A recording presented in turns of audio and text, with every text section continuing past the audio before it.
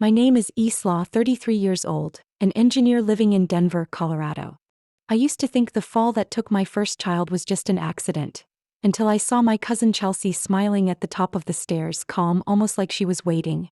And my husband, Brandon, sat beside me in the hospital, his hand holding mine, but his eyes weren't on my injury. They were fixed on the health chart as if calculating something. Have you ever felt like the whole world was trying to convince you that you were losing your mind, even though your gut told you something was wrong? If you've ever had a moment like that, leave a comment. I want to know I'm not the only one. If this story made you stop and think, please hit like, subscribe, and follow along as I uncover the truth, and keep watching until the end because everything they tried to bury. I met Brandon at a structural engineering conference in Santa Fe. I had just been nominated to join the design team for a new bio-research facility in the region. He was overseeing the construction side for the contractor. We argued the first time we worked together, equally stubborn, but I thought that was what made us click. He understood the work, knew how to keep everything on schedule, and seemed to respect me not just for my expertise, but for my determination. At least I believed that then. We got married after 2 years of dating and moved into a suburban house in the southern part of Denver. His family was well off, owners of a chain of construction supply and interior materials companies. His mother always appeared polished, but her eyes measured every word I said. His father was quiet, mostly just nodded and retreated to the reading room after dinner. Brandon told me not to worry, they just weren't expressive people. But I always felt like I was being evaluated, even when I was just pouring tea or picking paint for the bedroom walls. We lost our first child at 12 weeks. No clear reason, just blood, the doctor's voice fading, then a blinding white. I woke up in the hospital with Brandon next to me, hand in hand, but his eyes were dry. He just kept repeating, "Everything will be okay." But I wasn't okay. Neither of us was. We just coped differently. He hid it better. I sank into a mild depression. Not severe enough for hospitalization, but enough that I couldn't feel joy in the things that once made me happy. I took a 3-month leave from work. During that time, Chelsea moved in nearby. She was the adopted daughter of my aunt in Chicago. We grew up together every summer in Oregon. Mint ice cream by the docks, building clay houses along the creek. Chelsea had always been close to me, but there was always something that kept me on edge with her. She was the kind of person who always knew how to be adored, but when no one was looking, her eyes turned cold. She said she moved to start over, find work after a breakup. I believed her. I invited her over for weekly dinners, let her use my study as a weekend crash space. Brandon seemed indifferent at first, then oddly helpful. A little too helpful. But back then I thought maybe he just felt sorry for her. Honestly, I wanted to believe anything that made me feel less abandoned. After Chelsea arrived, I started to feel like I was being edged out of my own life. Family dinners grew tense. I talked about a greenhouse design I was revising, and my mother-in-law smiled politely. "You should rest instead of thinking about concrete all day." When I pushed back, Brandon simply said, "She's joking. You're too sensitive." Then came Chelsea's casual comments. How I once locked my keys in the car, left the oven on. Small things, harmless on their own. But slowly, everyone started to look at me like I wasn't entirely stable. Once I suggested Chelsea find a steady job instead of jumping from one interview to another. She looked at me and smiled. "Maybe you should focus on your own mental recovery before worrying about other people." That sentence wasn't just a jab, it was a declaration. I was no longer considered normal. I started feeling lost in my own home. Brandon stopped sharing things. At night he said he had work, late meetings. I lay alone in what used to be the nursery, now turned into a storage room. Whenever I said I didn't feel respected, he sighed, pulled me in, and said I should talk to my therapist. "Don't let the past mess up the present," he often said, like I was some system glitch that needed fixing. I went back to work, trying to regain my rhythm. But the cracks inside me only widened. No one else saw them. Once I shared this with my best friend Lydia. She paused and said gently, "Isla, maybe you're just tired. You should take a few weeks off." I didn't blame her. She wasn't here to witness the glances, the whispered comments, the subtle shifts. And then I was pregnant. It wasn't planned. But I felt something growing inside me, a flicker of light in the middle of chaos. I took 2 tests. 2 faint but certain lines. I sat for hours on the bathroom floor, hands trembling, not from fear but hope. I didn't tell anyone. Not Brandon. Not Chelsea. Not my mother-in-law. Each morning and night I simply placed my hand on my belly and whispered, "This time I will protect this." But deep down I already knew, my silence might be the only thing keeping this baby safe a little longer. I started noticing everything more clearly. The way Brandon watched me skip coffee. How Chelsea asked if I'd been forgetting things lately. Fragments of conversations I began piecing together late at night, alone. Something was wrong. I couldn't name it yet, but it was coming. And I had to be ready. On the first morning after I was discharged, I walked slowly down the stairs, my feet still sore from the bruises. Sunlight spilled through the kitchen windows, casting a pale yellow hue on the dusted table. Everything in the house looked the same, but I was no longer the woman who once trusted everything here. I stood in front of the coffee machine, my hand hovering over the button but never pressing it. The smell was suddenly too much. I stepped back, sat down, and stared into the space beyond the curtain. Brandon came home late that day. He brought white lilies, the kind I told him I disliked because of the smell. But he never remembered. He placed the bouquet on the table and sat next to me, his eyes glancing over me too quickly, like a scan. "Need anything?" he asked, smooth and even, like a colleague checking in on a deadline. I shook my head, said nothing. I asked about the security cameras, devices he installed himself, including one pointed right at the staircase, where I fell. "Why?" he asked, grabbing the TV remote. I didn't take my eyes off him. "I checked the system today. All footage stopped right when I fell. A 2-hour blackout." "Just 2?" He shrugged. "Probably a router issue. You know, the Wi-Fi here glitches sometimes." He said it like I'd asked about the weather. I nodded, but inside I felt cold. I remembered clearly, just before I fell, I heard footsteps behind me. I turned to look but only saw a burst of hallway light. Then nothing. I called Lydia the next day, hoping for someone to talk to. But she said she was in a meeting and would call me back. She never did. My texts went unread or left unseen. I went to my old therapist, Dr. Morrison, who helped me after the first miscarriage. But at the clinic I was told my records had been transferred. No notes, no forwarding address. "She doesn't work here anymore," the nurse said. "We don't have access to old files." I stood frozen in the lobby, listening to the hum of printers, the click of keys, and the tick of the wall clock, each sound pressing against my skull. Every place I once trusted now turned its back on me. Like someone had gone ahead and erased every trace I ever left behind. That night, I sifted through messages, photos, appointment reminders, trying to find anything I missed. While looking for my last checkup note, I accidentally tapped the voice memo app. A file appeared at the top. No title. Just over 3 minutes long. I played it without expecting much. Then I heard his voice. "Let's say the pregnancy ends. How would you confirm she didn't cause it?" Brandon's voice. Calm, low, disturbingly calculated. "Are you asking medically or legally?" A male voice, probably a doctor, responded. "I just want to understand. A person can say they have symptoms, but if there's no way to prove it, then what? Some women take advantage. They hurt themselves and blame their husbands or stress." I forgot to breathe. My phone dropped onto the couch without a sound. My whole body froze. Every word stabbed like needles through my memory.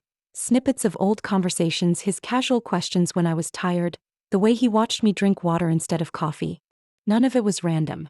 I replayed the recording, a second time, then a third. I hadn't recorded it that day. I wasn't even there. But the audio was on my phone. Who sent it? Or who had secretly recorded and planted it? I checked my calendar. The date of the recording matched the day Brandon said he was meeting with a new supplier in the construction materials industry. I opened my laptop, logged into the hidden email account I used to store private files. I created a new folder and named it Brandon_2024. I saved the audio there, then added a password and enabled two-factor authentication. My hands were still shaking, but my heart no longer wavered. For the first time in a long time, I had something undeniable.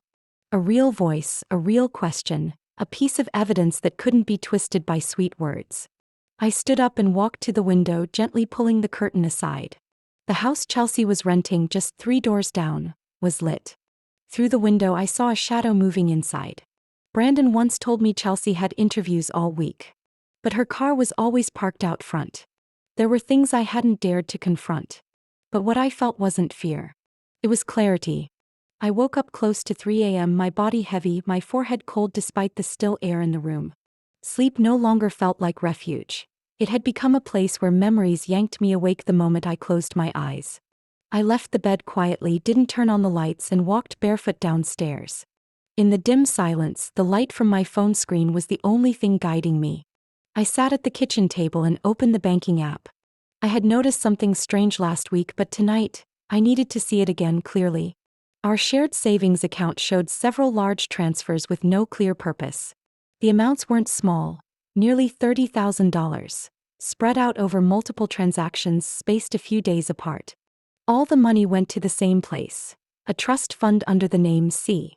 Montgomery. Chelsea Montgomery. Her last name was Montgomery. I stared at it like betrayal printed in plain, undeniable letters. I took screenshots.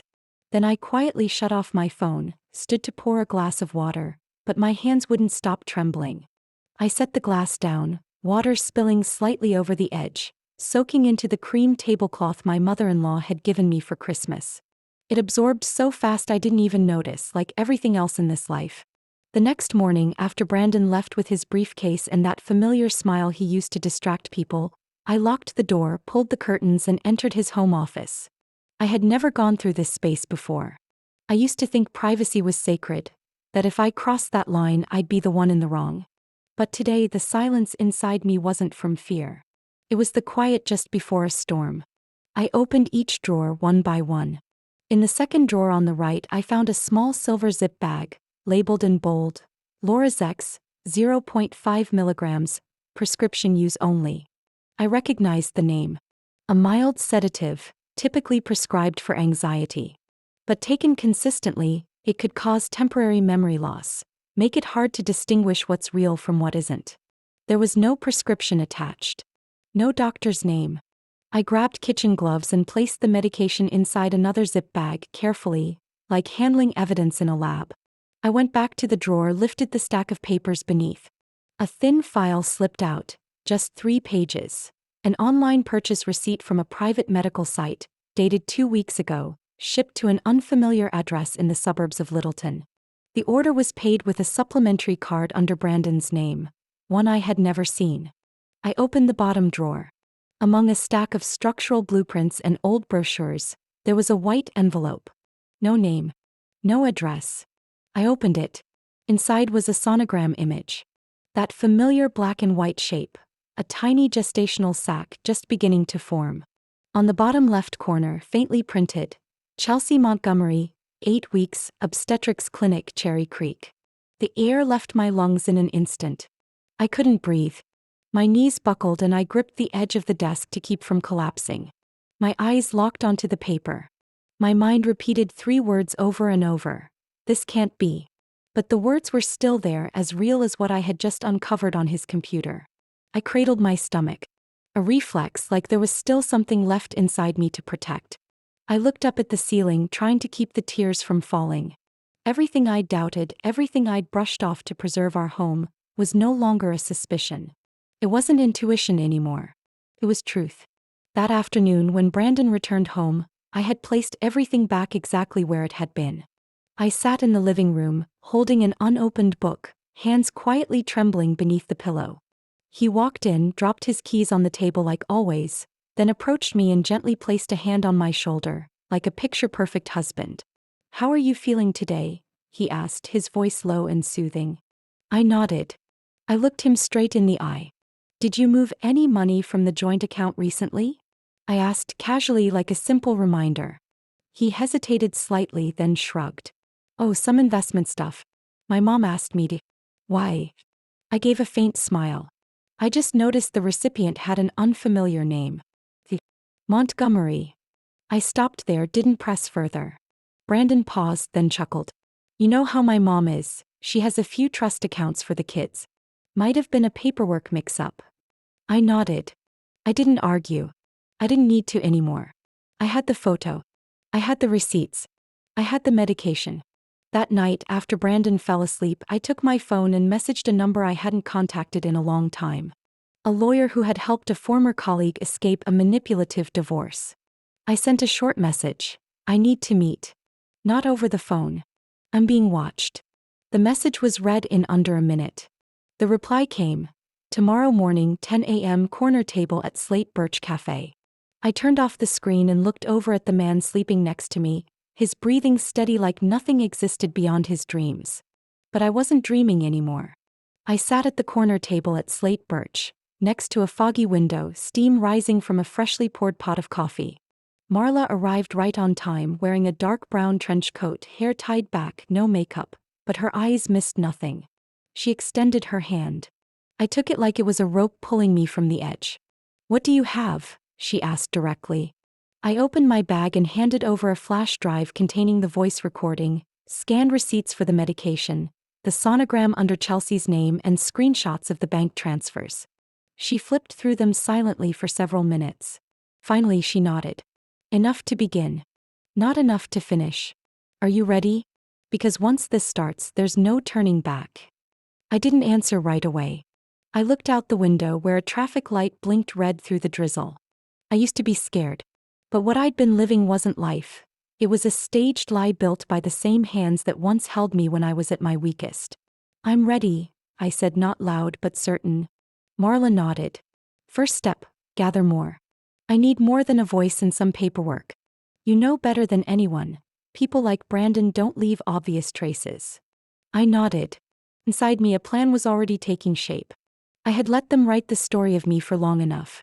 Now it was my turn to record every line they tried to erase. That night, while Brandon was showering, I took the small voice recorder I once used for engineering meetings and slipped it into the inside pocket of the coat he always wore to work. The interior pocket right behind the lining. When the water shut off, I was already back in the bedroom, pretending to type on my laptop. The next day he left early. No kiss on the cheek like before. I peeked through the curtains and saw his car turn in the opposite direction from his office. Just as I suspected. Late that night, after he was asleep, I retrieved the device. My heart pounded as I played the file. Mixed with road noise, Brandon's voice came through, clear as day. "I can't keep her around much longer," his voice low and dry. "If the last fall didn't break her down, I need another way." Then my mother-in-law's voice, cold, calculated. "You know what your father left behind. If you divorce her without proving instability, you'll lose most of the estate, including the company. We already lost enough when your father died without amending the will." Brandon laughed quietly. "I'm working on it. He's fragile. I just have to push a little more. Get her to walk out on her own." I stopped the recording. My chest felt like it was being crushed under a boulder. There were no screams, no threats. But it was the calmness that made it a crime. I sent the recording to Marla that night. She called back within 10 minutes. "Now we have foundation. But I need proof that you're being monitored, watched. Have you ever suspected that?" I froze. I remembered the night Brandon asked about an OB appointment I never told him about. And the way Chelsea looked at me when I checked my phone, like she already knew exactly what I was about to open. The next morning I searched through my old handbag. In a hidden side pocket I found something no larger than the tip of my finger. A mini recording device. No one else could have planted it but Brandon. I brought it to Marla's office. She greeted me with a knowing nod. This could be the key to proving unauthorized surveillance. Along with the previous recording, I can file for a warrant to investigate their finances and electronics. I exhaled, tired but slightly relieved. "What about Chelsea?" I asked. Marla leaned back, arms crossed. "She's a critical link. If we can prove she had knowledge of or took part in the scheme, we can charge her as an accomplice." I sat quietly for a moment. Then I remembered the day Chelsea brought me a cup of chamomile tea. That's when the dizziness started. Thought it was stress. Now I wasn't sure anymore. That evening, I broke one of the pills from the packet I'd taken from Brandon's office.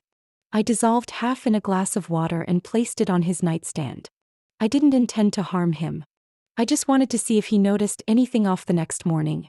And just as I suspected, the next day Brandon looked at the glass and asked, "Did you switch water brands?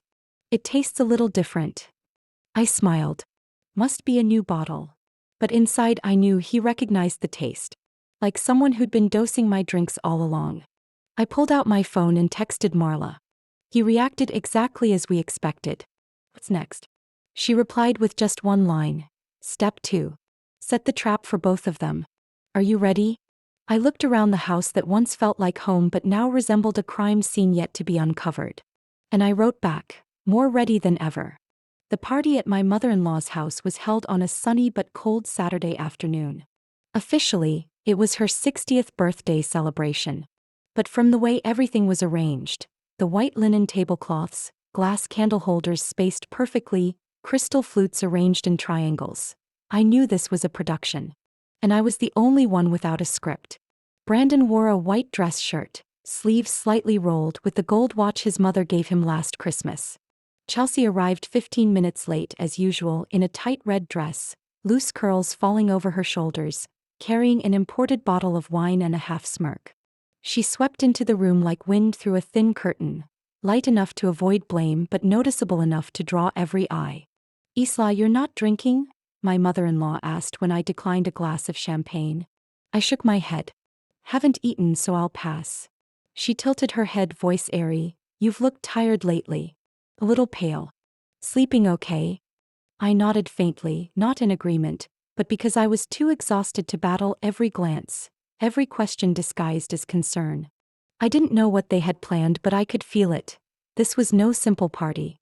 When dessert was served, Chelsea stood up, wobbling slightly, laughing with one hand on her stomach like she'd just heard a great joke. "Oops. I think I pressed the wrong button." She waved a remote and the large TV at the end of the room lit up. The screen showed footage of me in my own living room yelling. I grabbed a painting off the wall and slammed it to the floor.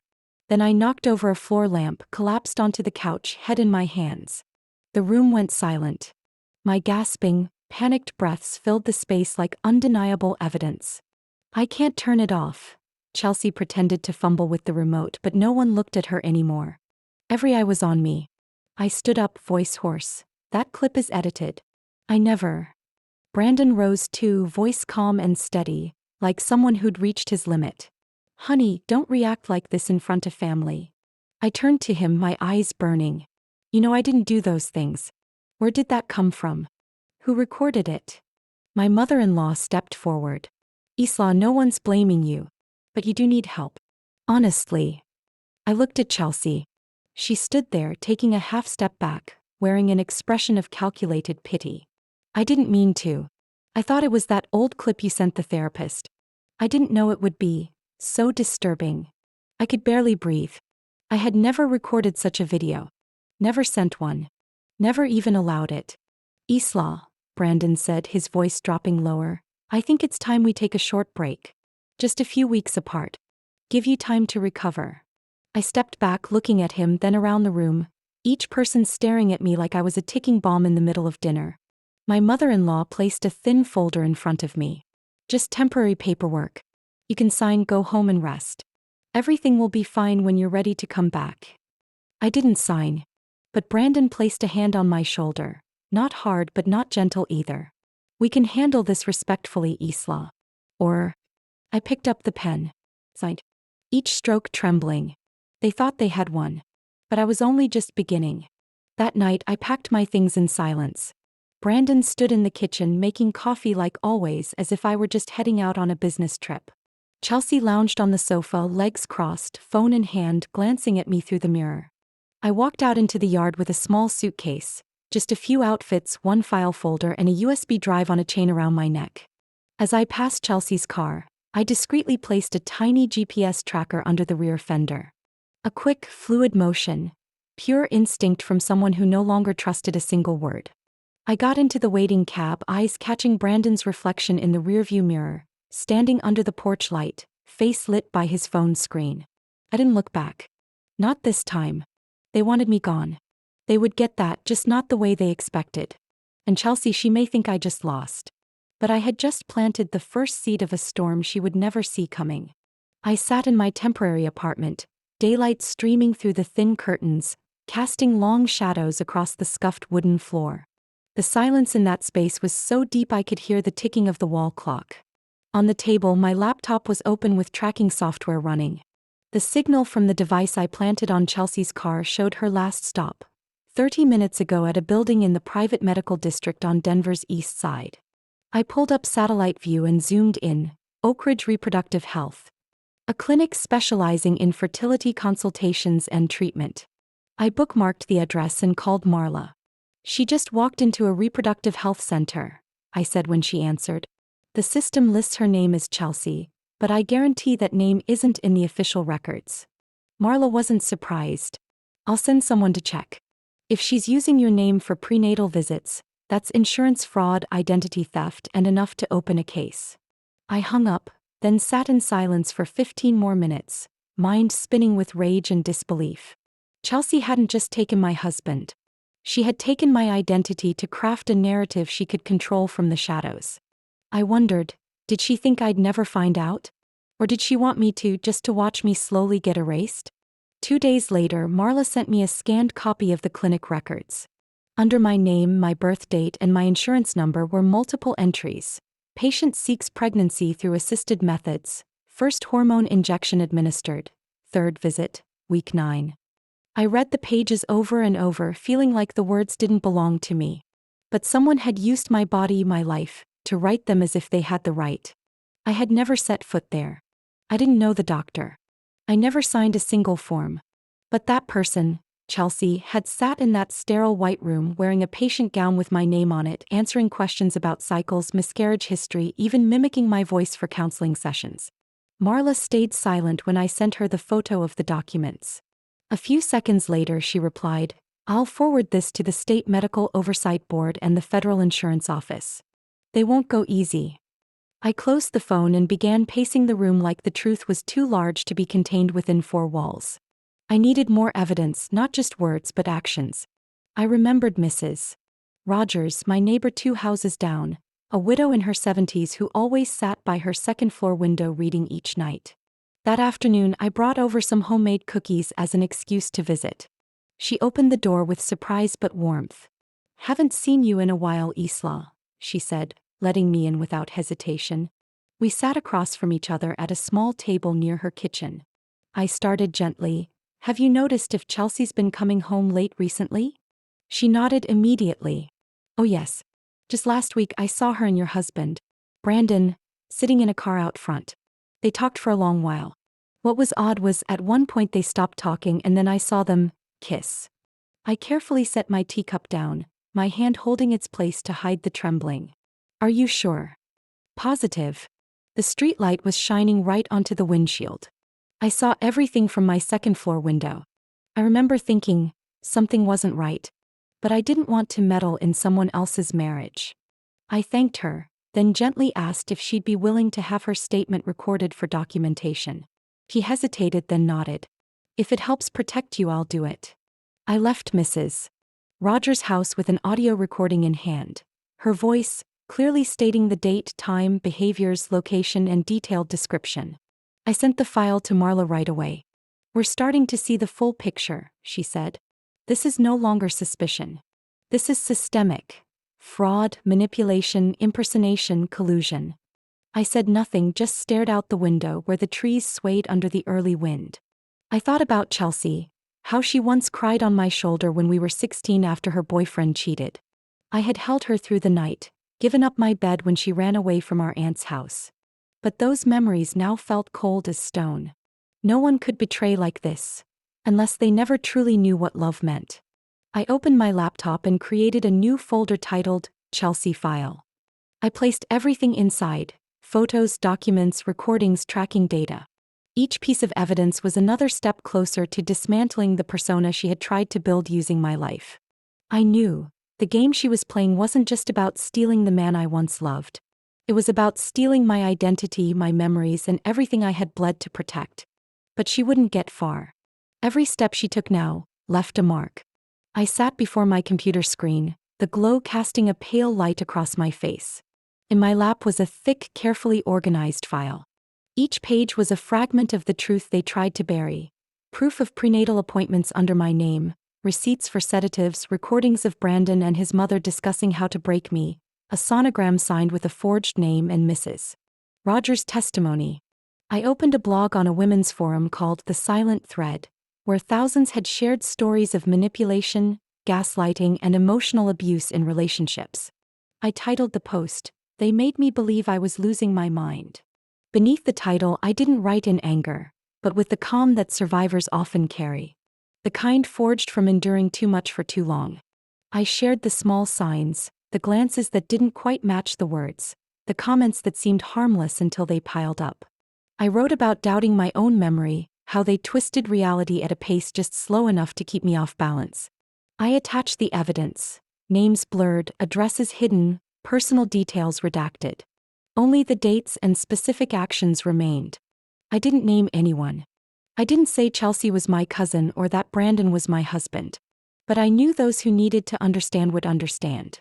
After nearly 4 straight hours of writing, I reached the final line. I wrote, "Silence doesn't mean ignorance. Sometimes it's the time we need to gather the truth. And when that time is full, silence will no longer be silence."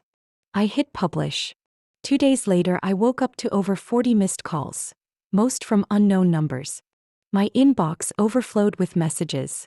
Among them was an email from an editor at a major news network in New York. They had read the post and wanted to do an interview. They promised to protect my identity, alter my voice and face if I wished. They didn't need my name, just my story shared with more people. I texted Marla. "Should I?" She called back immediately. "If you want something to really change, sometimes you have to step out of the shadows. But not with your name, with the truth you've built." A week later, I sat in a temporary studio behind a black curtain, in front of a camera with a face filter. My voice was altered slightly with software. Only one person in the room knew who I was: the reporter named Nicole, whose eyes stayed locked on me the entire 30 minutes, never interrupting once. I told everything, from the beginning, up until the day I was pushed out of my own home. I didn't cry. I wasn't angry. I just spoke, each detail, each piece, like someone reconstructing a room brick by brick. When I finished, Nicole gently placed her hand on the table. "Thank you for trusting us." I nodded and left the studio without looking back. The video aired that Monday morning. Within 24 hours, it hit 1 million views. By the third day, it had passed 3 million. The comments section overflowed with empathy, outrage, and shared stories from other women who had been doubted, manipulated, until they questioned their own reality. One person wrote, "I lived this exact life. Her story is mine, just with different names." Another commented, "Someone get her a lawyer, a courtroom, and some damn justice." Though the post never named anyone, the internet didn't take long to piece together the clues. People who knew Brandon began sharing wedding photos, old posts. The name Chelsea Montgomery quickly surfaced in discussion threads. An anonymous user even posted a photo of Chelsea and Brandon sitting in a car outside the house past midnight, streetlights clearly showing there was no space between them. Brandon's family started reacting. My mother-in-law deleted all her social media accounts. Brandon issued a short statement on LinkedIn, saying he was deeply saddened by the rumors affecting his family and professional life. And Chelsea? She wrote a lengthy blog denying everything, claiming she was being slandered by a mentally unstable relative. But no one believed her. Readers began digging deeper. One user uncovered proof of insurance fraud under my name. Another compared Chelsea's signature on a sonogram with one from a bank loan document she signed on behalf of a family member. It matched. I didn't respond. I let the crowd uncover the truth on their own. Each discovery was one less thing I had to fight for. I just kept sending Marla every new thread, every screenshot, every confirmation. She called after the video passed 3 million views. "It's time we take the next step. But you have to know, they'll push back hard." I sat by the window holding a cup of warm tea. The sunset burned red across the rooftops. I spoke into the phone slowly but clearly. "Let them push. They've played their act for too long. It's time they perform for an audience that no longer believes their lines." Brandon's aunt lived in a stately home in Greenwood Village, where every brick was laid with money and silence. As I stepped into the foyer, the scent of aged oak and strong Chanel mingled like it was hiding something rotting beneath. The living room had been staged. An oval table, leather chairs arranged in a circle, white flowers centered like we were about to hold a memorial, not confront the truth. Brandon sat at the head of the table, composed to the point of being artificial. Beside him, his mother's face was tight despite the practiced smile. Chelsea sat across from me, in a cream dress, voluminous curls, red nails tapping rhythmically on the chair's arm, counting down to curtain call. I sat down beside Marla, dressed in a sharp black blazer, her eyes gleaming like a blade hidden in silk. No one spoke for the first minute. Only the grandfather clock ticked behind us, as if counting every second I was giving them to speak first. Finally, Brandon's aunt spoke up, her voice trying to soothe the tension. "We're all here because we want to settle this in a civilized manner. Isla, you've been through a lot, but every family has its limits." I tilted my head slightly and answered calmly, "Civility starts with telling the truth. If no one else is willing to do that, I will." I opened my briefcase and placed 2 envelopes on the table. Marla nodded, sliding one toward Brandon and the other toward Chelsea. "These are the DNA test results," I said, my voice not raised but clear with every word. Oak Ridge Clinic confirmed. No signs of a current or past pregnancy. The blood sample was collected 3 days after Chelsea visited the clinic under my name for a routine checkup. Chelsea let out a short, bitter laugh. "This is ridiculous. You're making all this up just to destroy my reputation?" I didn't answer. I simply pulled out my phone, tapped a recording and let it play in the now silent room. Chelsea's voice rang out, distorted by fury. "Brandon, I can't keep hiding anymore. You're the father of this baby. Why do you keep making me stand in her shadow?" I stopped the recording after that line and looked her straight in the eye. Chelsea went pale. Her hands curled into fists, her bright red nails digging into her palms. My mother-in-law's face drained of color. She staggered, clutched the back of her chair, then sank into it. Brandon's aunt rushed over to steady her. Brandon jumped to his feet. "This means nothing. Anyone can fake a recording." Marla cut him off with a firm tone. "This file has been verified by a forensic audio expert, along with a fingerprint trace from the encrypted messaging app it was sent through. It cannot be edited." I looked at Brandon, my eyes no longer filled with hatred. Only clarity remained. "You knew," I said slowly, "that I trusted you so much I silenced my own instincts. But the day I woke up in that hospital bed with empty hands and your pitiful stare, I started remembering everything. And today I brought it all with me." Marla pulled out a stack of papers and handed them to Brandon. "We've filed lawsuits in Denver County Court. 2 cases. One for identity theft, insurance fraud, and medical deception. The second is a civil case for emotional abuse, poisoning, and intentional bodily harm. Both have already been approved by a judge." No one in the room moved. Not a word was spoken in return. Brandon stood rigid, shoulders tight. Chelsea sat frozen, her face drained of color. My mother-in-law remained slumped, eyes closed, breathing shallow. Brandon's aunt called for someone to bring water.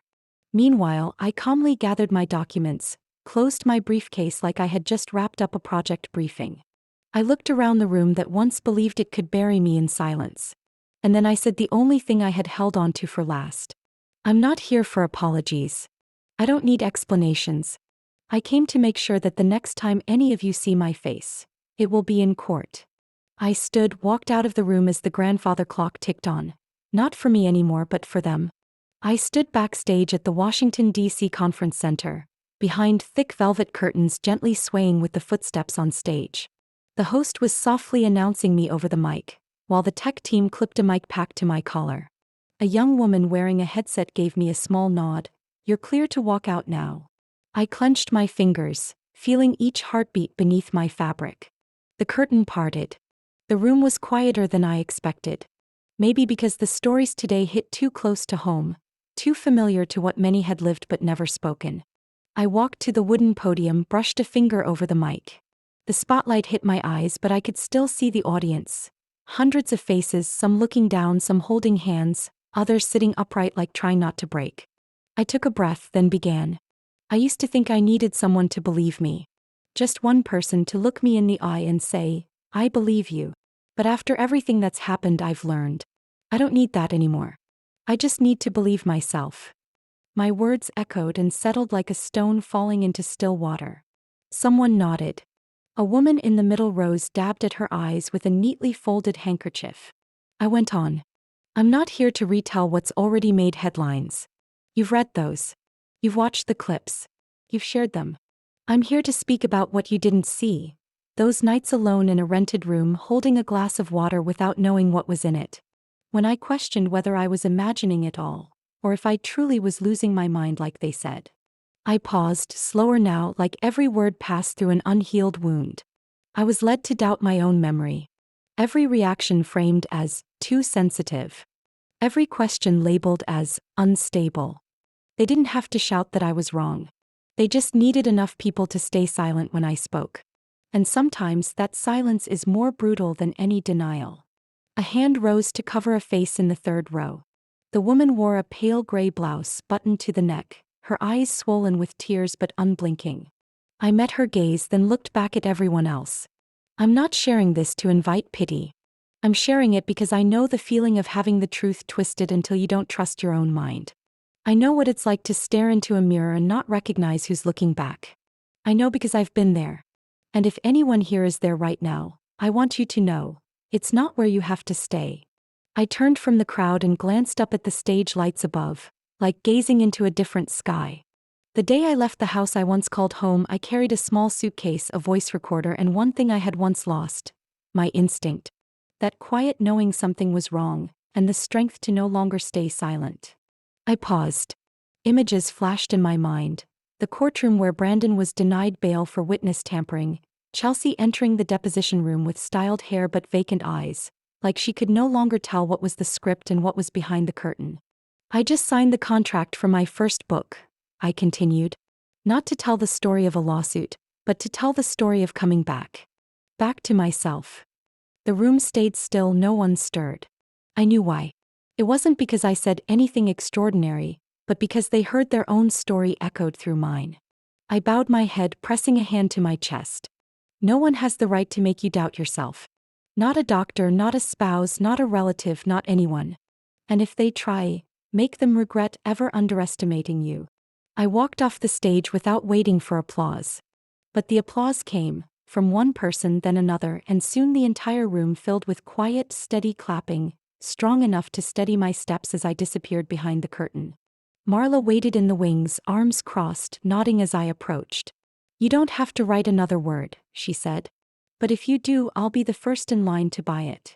I smiled, a real smile for the first time in weeks. My heart no longer held anger. Or fear. Only a new kind of space, not to fill but to begin. And this time every word would be mine. No one could erase them again. You've just heard my story. And I believe that inside each of us, there's been a moment when we wondered if we were doubting ourselves too much. Have you ever felt like the people who should love you most were the ones who made you question your own worth? If you have, I hope you'll share your story with me in the comments. I want to hear your voice, just as you've listened to mine. Because life isn't perfect. But the most important thing I've learned through it all is this: never let anyone else write your story for you. Your power lies in owning your truth and trusting yourself. If this story resonated with you, don't forget to subscribe to the channel and join me for more real stories about love, family, and the hidden corners of life we don't always see clearly.